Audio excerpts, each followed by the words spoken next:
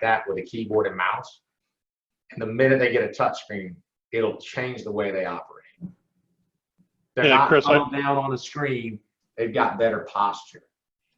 And Chris, I appreciate you saying that, but this really didn't become a construct for us until the epidemic.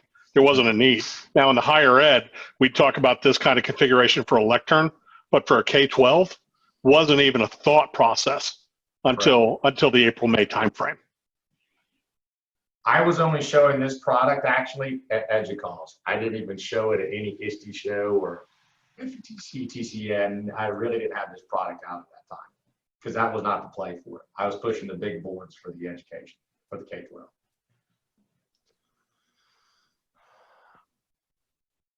I have more questions if I may. I don't want to take up everyone's time. I'm sure everyone in this room. This is into my presentation, so I'm here to answer, what I see in the market.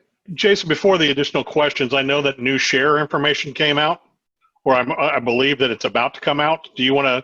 I can't predict right now. I know for sure we'll stay at number 3, but I didn't see much from Smart, and they didn't bring back a lot of their furloughed employees. Promethean, didn't hear much from them. They usually bark a lot on social media, and I didn't see a lot of that either. Well, even beyond that, just to sharing the fact that outside of Smart and Promethean that have had a 30-year head start, we are now number 3 behind Smart and Promethean, and hockey sticking dramatically. And we've been that way now for 18 months. So all of last year we were number 3. We started out 3 this time. So I if I'm not number 2, I'm real close. Is Epson in that type of? No, they don't have. This is all interactive. Only boards. Gotcha. Now, do the projector companies have a solution similar to this, like where you can? They do not. Well, I mean, Epson has one, but it's a mountable solution. You wouldn't, if you're going to spend $1,600 for an interactive projector for the home, why not get a 55-inch? It's cheaper. No, and I just feel like the messaging from the projector folks has always been like, stop putting these panels on the wall. You're wasting space. You can't. It's a fad. Why do you want a big piece of glass on the wall covering up your whiteboard, right? And it's a good sales play. It's a hundreds of millions of dollar fad that keeps getting bigger and bigger and bigger and bigger. Schools are migrating it quick. But I just feel like this is even better. Like now, like seeing this again, and I know we did it before the pandemic, but this is gonna help you guys in the market share all day against them. But honestly, even with your classrooms that have projectors in there now, simple Chromebox on the top, and you're running My Viewboard software off of those projectors, off of those interactive projectors to begin with. So the same thought process, be it, on the projector set from the traditional interactive display. So you're saying you can run My Viewboard on a projector with 100%. With some type of, you just need a. I don't lock it down to anything.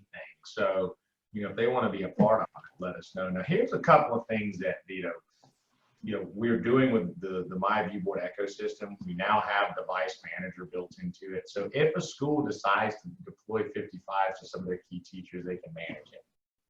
If they need to manage now panels inside the classroom, they can do that. So we don't charge for that either.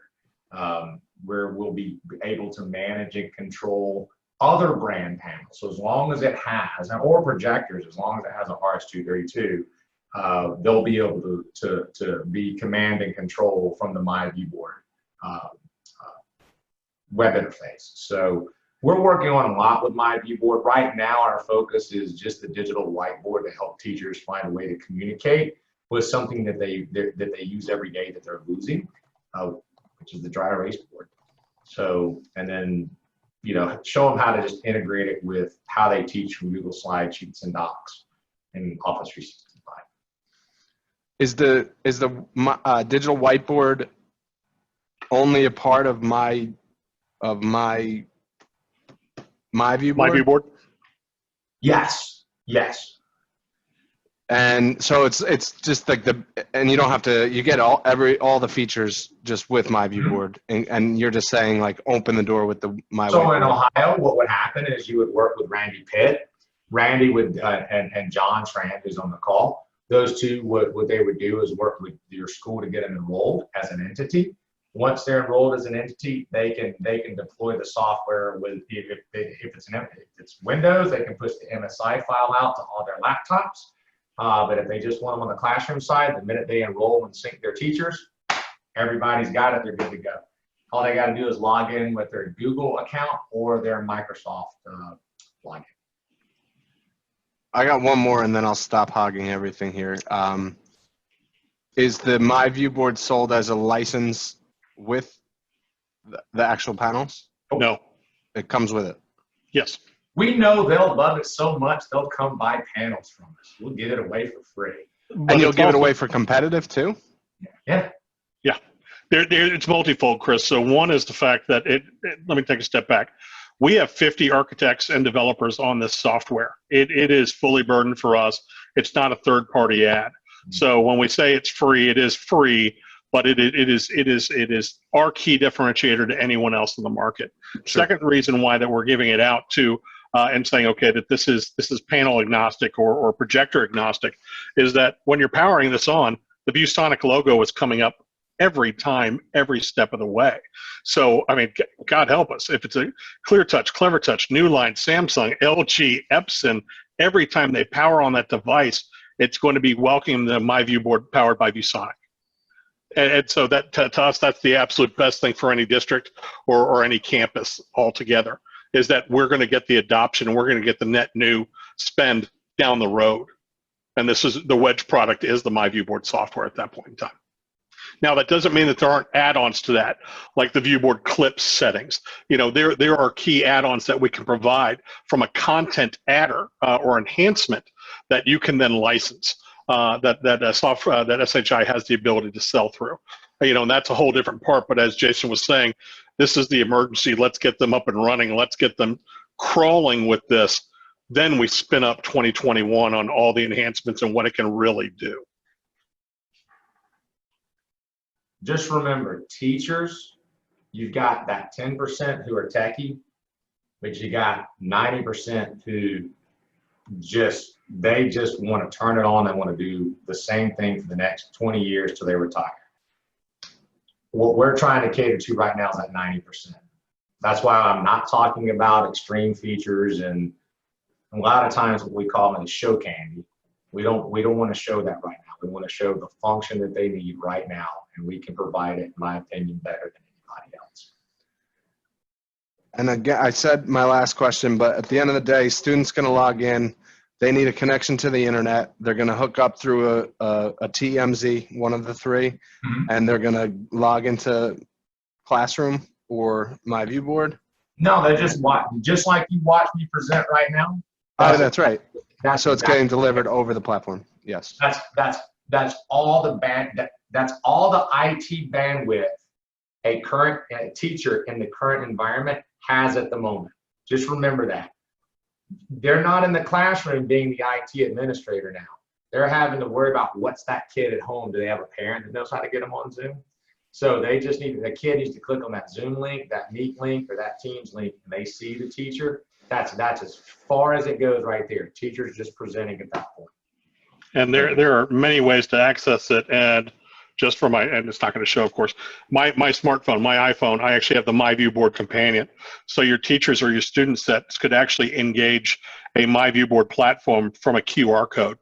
Just come right in hot. So the teacher doesn't even need to be tethered to his or her desktop. They could actually come in with their smart device, come into their view board, which is why it's my view board. Mine's the herb. You got J-dubs, you got everybody with their own different, titling, but then they can access everything that they have saved, all the content that they've created in their view board. And at that point in time, you're not tethered anywhere either. So that's phase 2 that they'll learn when everybody's coming back to the classroom. Some good questions. Any other challenges you guys are seeing with teachers going back to school? I think this is the most common, how am I going to accomplish this question we've been getting. I've been getting at least. So let me I'll end it with this on my end. Guys, help them with a good webcam. I would look for a good tripod, because that way, it will, like I said, you want to bring that camera up about face level, because if they're going to be recording in class, they want to have that feeling that they're presenting to actual class, and the student will see them as if they're being presented to individually. Good touch display, right? That's going to help them at home. And then I would also look for a good, document camera. I know we haven't heard that term a lot, and a lot of schools kind of tend to forget about them. But in this age, the teacher's not there to hand out a sheet anymore. That sheet she may still have, or he or she may have, is still analog. Putting that thing under a document camera and being able to take a picture and get it on the board or write on that sheet like they normally do in the class. Anything that gives them that familiar connection that they're used to, help them find those connecting points, and you'll be a hero in their eyes. And then the teacher at home setup too. So like in a perfect scenario, you've got a view board, you've got a ViewSonic 1080p camera. Mm-hmm. ViewSonic tripod or no? No. Okay. The touchscreen TD 2455. Yep. For the teacher to have at home, and their platform of choice between TMZ, and we're good to go. The last thing I'd probably say is get a good lavalier mic. I'm not using one right now. Normally when I have one of these, I have it connected, and I'm hard tethered to the mic input on my panel. But I'd get them a good mic. How are the mics? And I haven't had much experience with mics, nor do we have we had a lot of good experience. Like, it's not been my wheelhouse. How are these working? These are plug into a laptop? So you know how a PC is going to have a green input and a pink input? The pink input is the mic, right? So I plug that into my PC, and it's crystal clear. Or the USB hub, whatever you have. You can get them a USB mic, but I got a big headset, but I get made fun of when I wear it. And they go, "Are you air traffic control today, Jason?" Yeah. Like Andrew right now. And if I had a quarter for every time I heard it, I might be able to go buy me a coffee. But so is that a wired microphone or wireless? I always do wired. And the reason why, again, think about it. A teacher, when things go wrong, now you got to troubleshoot. Is it a battery? Is it Wi-Fi interference? I mean, a lot of times the Bluetooth on my panel doesn't connect to my keyboard. I have to restart one or the other. If you always got wired, the connection is going to be about 99% of the time, and you're going to keep it easy for them.